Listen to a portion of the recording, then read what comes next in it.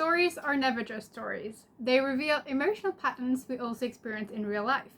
And today I'm going to talk about makeovers, more specifically in movies, TV shows and cartoons, how to execute a good makeover so that we become more confident instead of the opposite, which is becoming more insecure.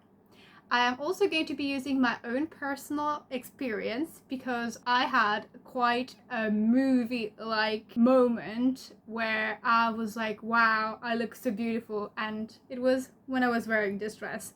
More on that later. Of course, I'm not going to talk about only what happens in the media and how we can inspire ourselves and how we can learn from it, but also more so on the psychological side of things, which is how we became insecure and not confident in the first place. So if you want to see how personal style, media, and confidence all ties in together, you are in the right place. A few quick things before we really dive deep into this video. I encourage you to get your cup of tea if you're going to be listening to this, or just get cozy because we're going to be here for a little bit. Also, do look forward to an Oracle card pull at the end of this video. I've started doing those. Let's just say I already know because it's facing me, but this one does look quite nice with the outfit I'm wearing today. It's like very on theme. I can't wait to see what it means at the end of this video. Last information, I am going to be live next Thursday the 23rd of July. If that hasn't passed yet, if it is already well past, the replay will be up, of course. And I'm going to be hosting my first live free shadow work workshop on YouTube, where I debunk what the protector archetype is and how to get rid of those limiting beliefs so that we can be truer to ourselves. More on that in the description box, of course.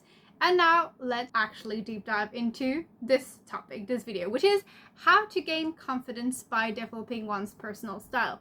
So before we actually deep dive into how I did it and what happens in movies, TV shows and cartoons, I want to talk a little bit about how one loses one's confidence, because that's the key thing. When everyone is born, no baby, no child is born with insecurities where they're going to be worried about how they look.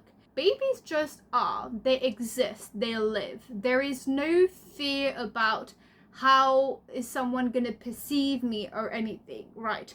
So what does that mean for us? It means that these insecurities, this lack of confidence, is something that is gained throughout our life, which means it's something that was learned, which also means it can be unlearned. Now, the key thing is to figure out where it came from, because sometimes it might appear quite obvious where you're like, well, this kid teased me and said that my nose was crooked. By the way, this happened to me. It wasn't someone teasing me, just a classmate making an observation, but I had never noticed that my nose was not straight until they pointed it out, and it wasn't done to be mean, but then I was like, I guess my nose is crooked. So this can seem quite, obvious, and you're like, well, I don't really need to do much inner work to figure this out. Granted, this might be the truth.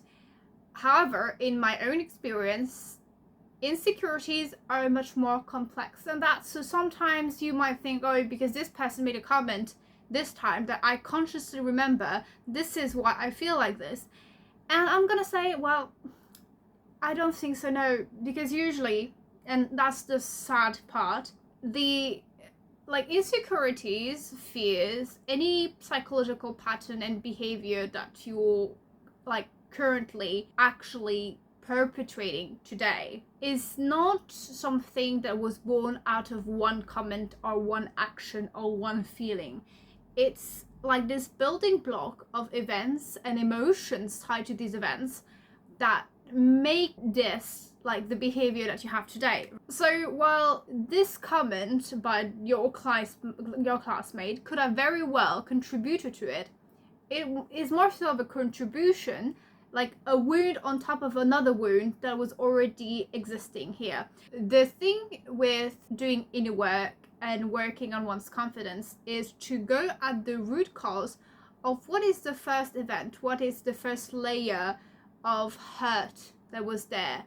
And once you deal with that, usually this happens very early in childhood, it kind of debunks. It's like the dominoes falling afterwards. So that's why I do emphasize the importance of doing inner work. For some people, depending on the reason, the cause, they might get rid of it quite quickly. And it was actually the case for me. I used to be quite shy and I spoke very little. There were a lot of things that contributed to that, and I was really scared of oral presentations. Now you're being like, well, you're kind of doing an oral presentation right now, which touche, I am. And I have gotten really comfortable doing oral presentations, at least in English, because I do feel very at ease and excited when I'm talking. But it wasn't always the case, and it took me a lot of like mind manipulation, like manipulating my own mind to be like, oh, you enjoy this type of thing. Of course you do. I did not. But I was lying to myself so that I could believe it. And you know the secret of how the mind works? It doesn't really distinguish a lie from a truth. So whatever you think, your mind automatically think it's true, which is why second-degree humor and sarcasm you need to be really careful of, because your mind does not register second degree. It only registers what is said and the words that carry meaning, which is to say that if you say, of course, I am not petty, the key word in that sentence is petty, not, right? So that's why we need to be really careful about what we think, because what we think becomes what we feel, and what we feel becomes what we do. Of course, for me, I was like, well, I need to do this presentation, so I'm gonna need to do this well, because I was very conscious about my grades. And so I was like, I need to do well. So you know what? I got this. I have got this. And I did not think I got this, but I was like really forcing myself to be like, we're on it. We're on it. We're gonna love this. And I became so good at doing that, at bluffing, really, that it ended up becoming true. So sometimes bluffing and lying to yourself does work. So people who say that, hey, like being completely delusional does not work, that's not entirely true. Sometimes it does. I will say that the difference when it does with when it doesn't depends on what the incident is and how it was caused in the first place. So if your lack of confidence stemmed from something rather minor that overall did not really influence you and your development that much, it's going to be easier to kind of like, you know, hack yourself into not believing that anymore, because you never really believed that in the first place, or it didn't have much of a hold on you in the first place. But that's usually not the case. So while for me, confidence in like my appearance, for say, or like confidence in being expressive wasn't necessarily something that was wounded very much. Actually, about my expression, there were some things, but this is going to be a topic for another video. It was pretty easy that once I saw myself and were like, I'm kind of turning a look here, like this is good. Then I was like, wait a second, I actually look better than I thought I did. And this is kind of like where it all started. So let's actually get to how I got my kind of movie magic moment where I realized I should be more confident in myself, because I really don't look half bad, you know? This happened when I was 19 or 20, I think. I was with my great aunt in Vietnam, a very stylish lady. I was very not stylish. By that I mean a random t-shirt, some shorts or jeans. There was like no actual thought or intention behind how I looked. It was basically whatever made me feel comfortable. I wasn't very comfortable showing off skin. I mean, this like was a big no-no. I would not do that before, and I do now, so you know there has been some progress. Yeah, I was not stylish. I just wore whatever. And clothes were just clothes. That's how I thought about it. Very different now. My great aunt was like, no, absolutely not. You look like your grandma dressed you, which was not meant as a compliment, because she also has some thoughts and opinions about how my grandma dresses and how my mom dresses. And basically, the common point was that we were dressing not to be noticed, dressing to be smaller, dressing to not be pretty or seen as pretty. Yeah, it kind of like, it really showed. Anyway, so my great aunt was like, no, you're not wearing whatever it was that I wanted to wear. And she pulled out of her closet this beautiful dress right here. I'm actually gonna show it off a little bit. Like, you'll see it too in the thumbnail, but like, it's it's like a knee-length dress. I'm not gonna stand up because that is going to be quite ridiculous, I think, to see on your end of things, and quite ridiculous because it's quite a tight dress. I have put on a bit more weight since I first worn it, though it still fits. And I'm not too confident in my physical abilities while climbing up a stool, because I'm sitting on a stool right now. So regardless, I was wearing this. I had a little bit of makeup on, and I also wasn't too much into makeup back then, because I didn't know how to do my makeup, and the few times I did try, it didn't really look too good. And so I looked at myself in the mirror wearing this, and I was like, wait a minute. I look pretty? And so I was like, this is insane, because I did not think this sort of dress would suit me, right? And I was like, it was kind of like a mind-blown moment where I was considering every outfit that I had and everything that I thought about fashion and styling, because I did not realize, because again, I didn't have much makeup on, kind of like today, just like a lip, not a red one. I did not dare do red lips back then, and probably a little bit of like eyeliner or eyeshadow. That was it. And looking at myself in the mirror, I was just like feeling myself so much. I was like, goodness gracious, I look good. And I never was into wearing red. Why? Because it's a very eye-catching color, and I didn't really feel comfortable catching attention of any kind back then. And so once I saw myself actually looking good in an outfit, I fell down into a rabbit hole of like how to get into fashion. This was at the peak of the Kibi body type hype, the color season type, the Kitchener essence. Like, I was deep into all of that, and I figured out like my own stuff. So I'm like a dark winter. I'm a gamine, like a soft gamine for like Kibi. I've got romantic, ethereal, and another one for like my men essence for Kitchener, for those of you who are familiar. And so I was like deep into that. So I got into makeup. I was like, okay, trying new things, looking up tutorials, and actually picking colors that suited me, because back then there were a lot of like the palettes I already had, which were my mom's, were very warm colors, and it turns out I don't look good with warm colors. It looked like when I put on lipstick, it looks like I was just eating spaghetti with tomato sauce. Like, it did not look like lipstick, you know, it looked awful. Well, I thought it looked awful regardless. And once I discovered all this, I got so excited, I got really into it, and I basically revamped my whole wardrobe. Now, I didn't do like a shopping spree or anything.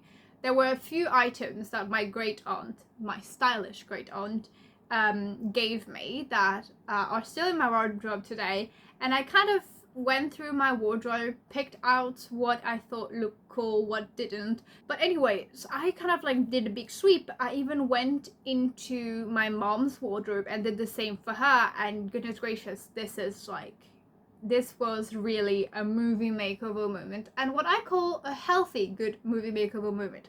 Now, I want to do more of a psychological parenthesis again, because the thing that connected me and my mom with the entire makeover, because again, once I did mine, I was like, Mom, I'm gonna do yours too.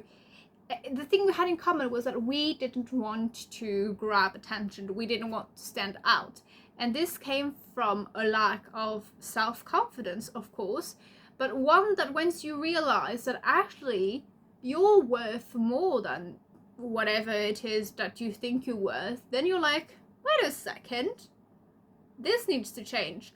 And I did do a lot of work around my confidence, about my self-expression, figure out who I was when I was 19, 20, and up until now, which is how I rarely get self-conscious or insecure about things. And if I do, I'm very good at coaching myself out of these thoughts, because your thoughts are not always your thoughts, and they're not necessarily right either.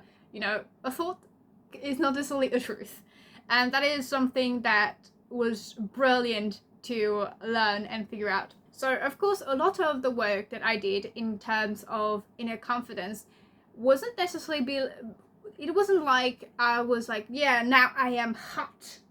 You know, it was more so a lot of things that I was self-conscious about, or a lot of anxieties that I had. Once I worked on those and I started embracing my true self, this is when it kind of went down into my fashion and how I express myself outwards as well. So my advice is, when it comes to makeovers, is to first heal what is within, to heal what is outside, or at least to present differently outside. Because if you don't feel differently on the inside and you change what's on the outside, you're still going to feel unsatisfied with yourself.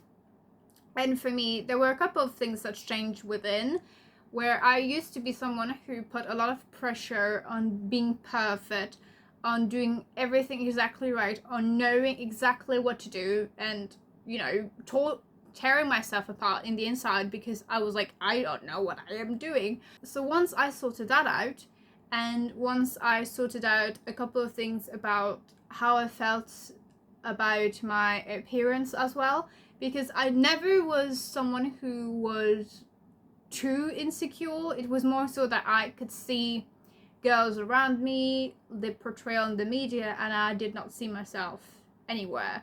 I am mixed too, so, you know, like in terms of representation, I did not really see many of me walking around in my circle or on TV or on the internet, so I was a bit like, I mean, I'm not that. But I wasn't too bothered by it. A little bit, but not too much. And it didn't take too much of like my brain space or brain power, like worries. I was like focused on other things. But this whole thing was also unpacked while I was doing hypnotherapy sessions. And once everything, you know, on the inside, a lot of anger issues as well were dealt with, it kind of left me as someone who was just really comfortable in my own skin, and then so excited to experiment with, you know, the outward skin, if you will. And so the way I developed my personal style, and it's not exactly over or finished. I think that your personal style is something that evolves with you over time, and the stages you are at in your life and how you feel. But I think the key point is whatever makes you feel comfortable, safe, and what makes you feel like so confident, you know. So in terms of colors, patterns, like pieces, anything. For me, I have found that my personal style can be as, let's say, normal as business casual, but like make it colorful, as it can be leaning towards the more ethereal aesthetics, but like in a very casual way, of fairies, vampires, and witches. So it's quite a very broad spectrum. I do tend to like what is colorful. I like patterns. I like structured pieces and very flowy pieces, not so much the in-between. And I just experiment a lot, and I wouldn't say every day because that would be a lie, but from time to time I still find some things that I think look really good. So for example, if you guys look at my YouTube channel, when I did the video on like shadow work 101, I layered a top, a purple top that is just a top on its own, but I layered over like a black, not a really chemise, but a black flowy top, and it looked marvelous. And it was with a skirt too that really made it witchy, even though each of the pieces individually did not scream witchy that much, but pieced together I was like, oh my goodness, I've got a Halloween costume already in my wardrobe. And actually, you guys will find that a lot of clothes that are in my wardrobe can actually totally be repurposed for, like, you know, more fanciful aesthetics. Let's say, like, I can cosplay as a pirate, like, no problem.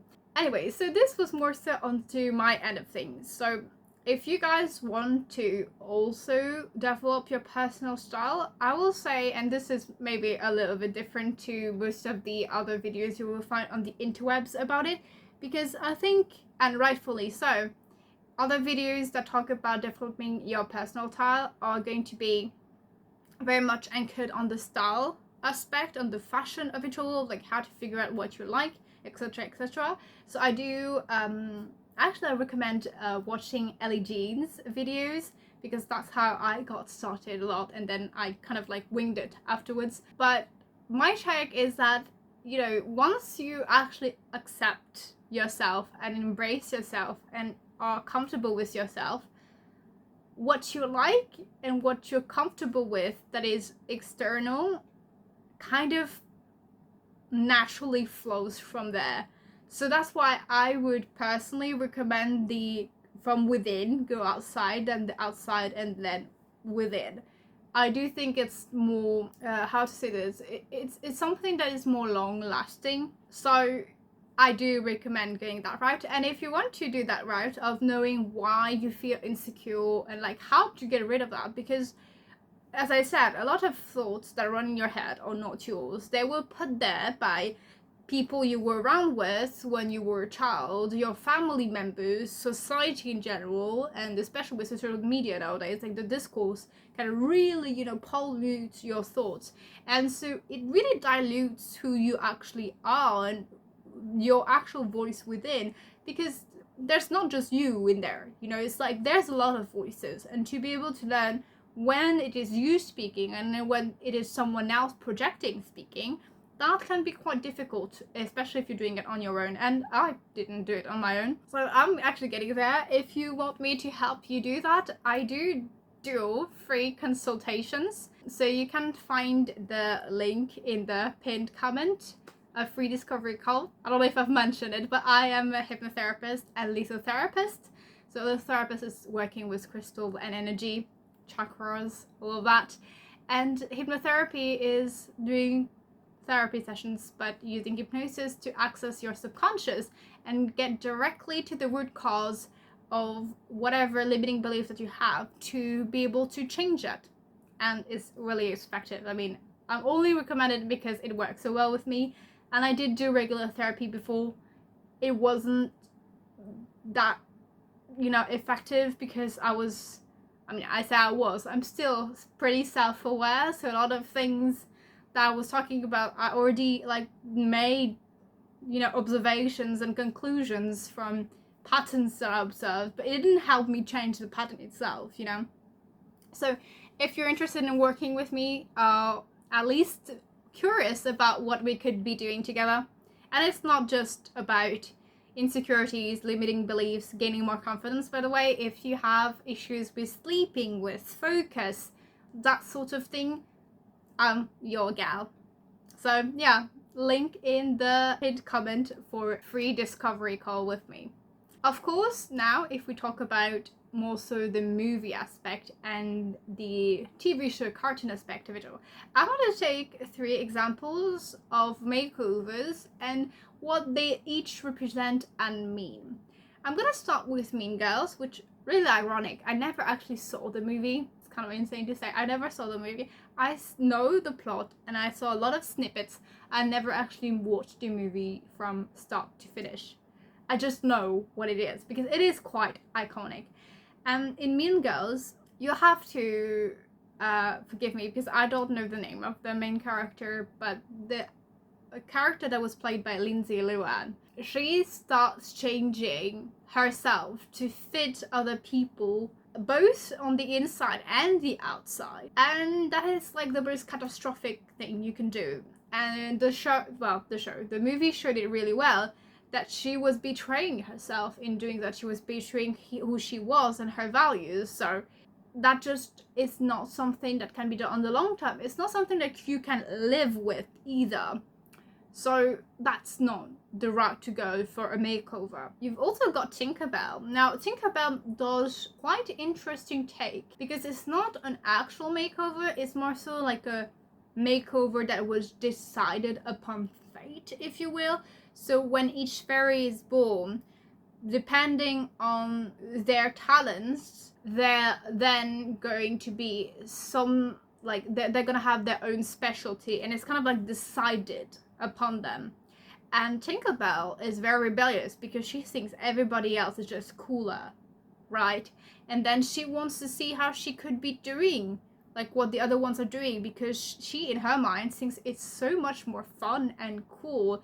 And what the, don't know how you call her category of fairy, but the tinkering fairies are not that like cool or hip or anything. And turns out she's actually a genius at her craft. She's very crafty, and I think the story of Tinkerbell is, you know, there's nothing wrong with being who you are. And the first obstacle to anything is actually accepting yourself. Because the other fairies are willing to help her, but they don't actually have a problem with her being a Tinker Fairy. She is the only one who is not accepting herself, and at the end, by learning to accept herself, she fully embraced her passion and also her abilities. And that is also correct for like people in real life. When you embrace who you are, this is when your talents and your passions shine, and when they appear to you. For those who feel lost, directionless, depressed out there,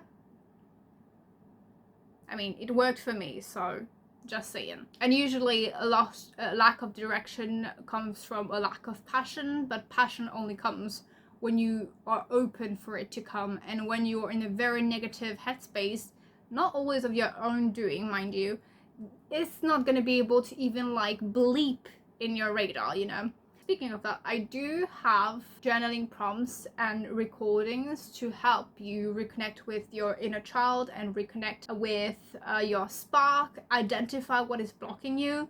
There's more information on that on my website, but if you want to ask me questions about it, you can of course book a free discovery call and we can talk it out. Just, you know, plugging what I do while I'm talking about this. Hope you don't mind. And the last makeover I want to talk about was Cinderella, because Cinderella is quite a classic, and it's a story that is very, very human. You will find that a lot of different cultures have their own version of a Cinderella story, and the key thing here is that the fairy godmother, the magical intervention and aid, only came and was only available because of how good and beautiful Cinderella was on the inside, which does for me confirm my whole point.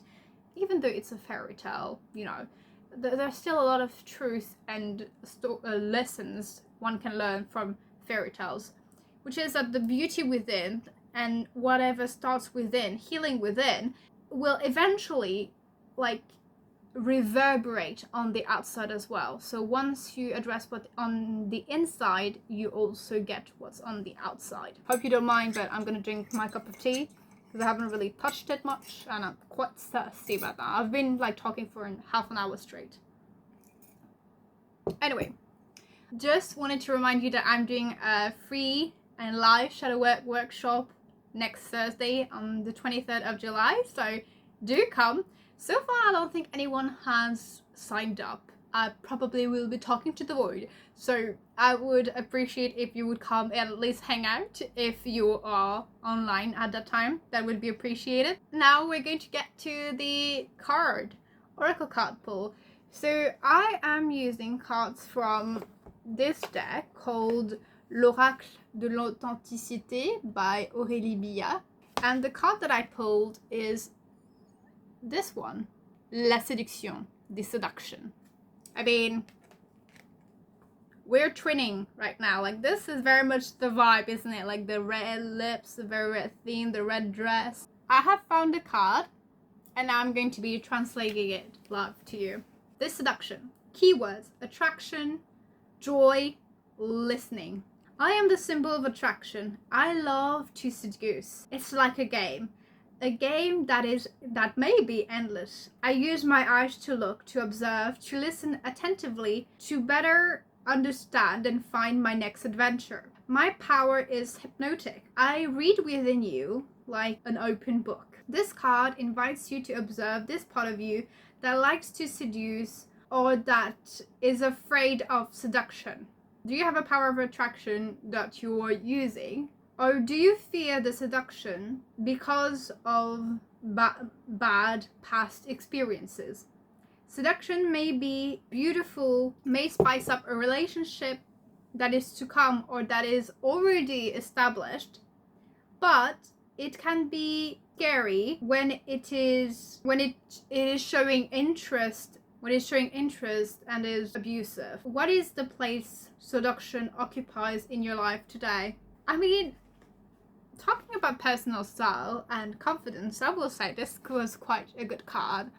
And based on what I told you, and I didn't give you too many details, but one of the reasons why I didn't want to catch attention too much was because I tended to grab a lot of attention, not for my looks, there were a few times it was because I was mixed or for other things. There were a lot of experiences when I was a child and teen, when others wanted to date me and I felt really uncomfortable with the attention, so I kind of like put on the tees and the jeans, and become like very backgroundy on purpose because I was like, yep, no, I don't want that attention, I don't want that light on me. So I'm hoping you have a very, very good day, and I would love it if you would comment, like, and subscribe to this video, and tell me if what kind of other videos you want me to make.